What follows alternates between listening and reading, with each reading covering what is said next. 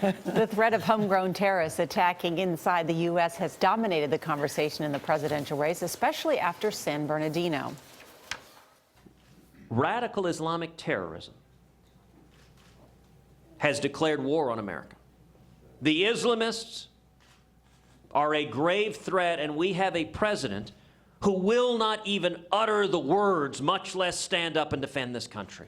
We have a serious problem with, as you know, with radical Islam. We have a tremendous problem. It's not only a problem here, it's a problem all over the world. I want to find out why those two young people, those two horrible young people in California, when they shot the 14 people, killed them, people they knew, people that held a wedding reception for them. I want to find out, many people saw pipe bombs and all sorts of things all over their apartment. Why weren't they vigilant? Why didn't they call? And this is one of the risks of homegrown violent extremism. These are not people that have ever done anything before, who suddenly become radicalized and within months are taking action.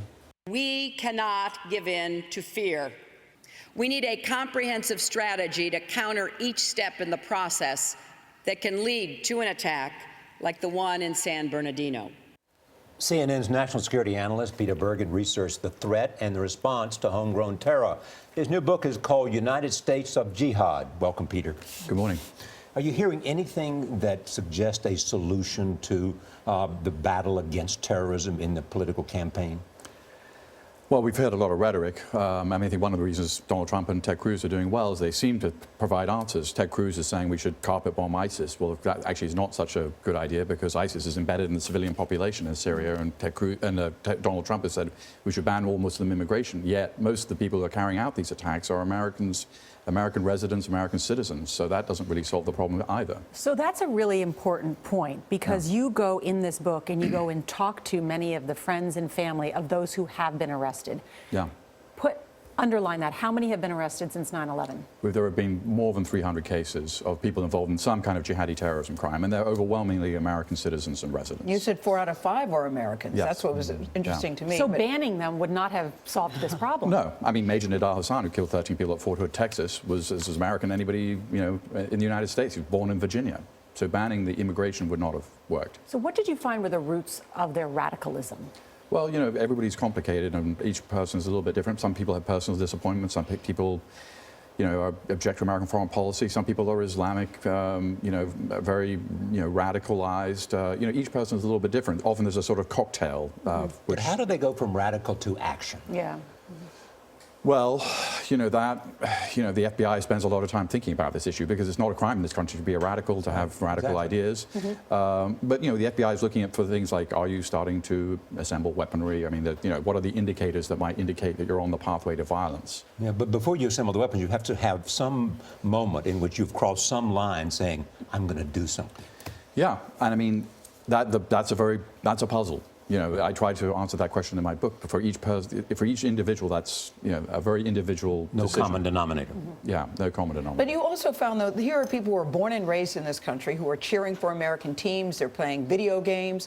But you found that there's a certain profile. Their average age is 29. They're educated. They're not loser-type people, as They're you not say. the kind of young hotheads of popular imagination. A third of them are married, a third have kids. They're as educated as the average American, similar incomes. These are ordinary Americans. You said the American dream has been good to them. Yes, well, and American Muslims in general. I mean, the American Muslims are well integrated into American society in a way that's not true in places like Paris or London. Is this a growing threat for the United States?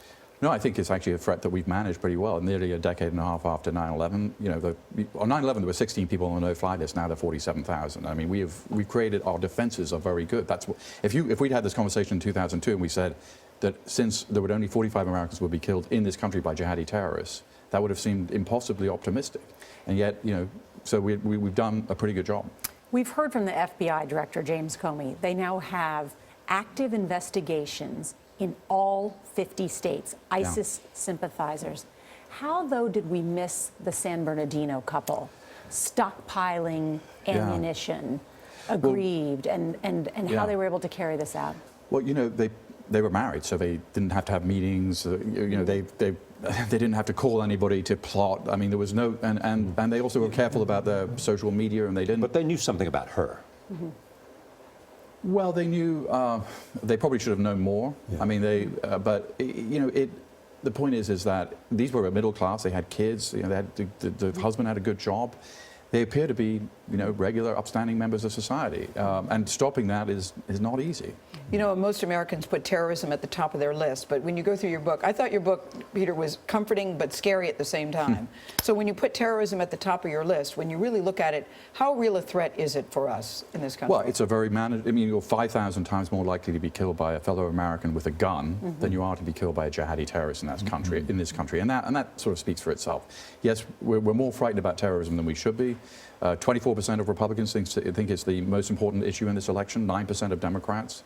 80% of Americans think that a terrorist attack is likely. But don't most security officials in the United States believe that the biggest threat they worry about is somehow terrorists getting hold to some kind of nuclear or weapon of mass destruction? Some kind of, it is. You think about the anthrax attacks in this country. That was, 5 people were killed. You can certainly imagine a terrorist getting some kind of biological weapon. But nonetheless, I think that the government, both the Bush administration and the Obama administration, has done a very good job of containing this threat. It will be persistent. It's not going to go away.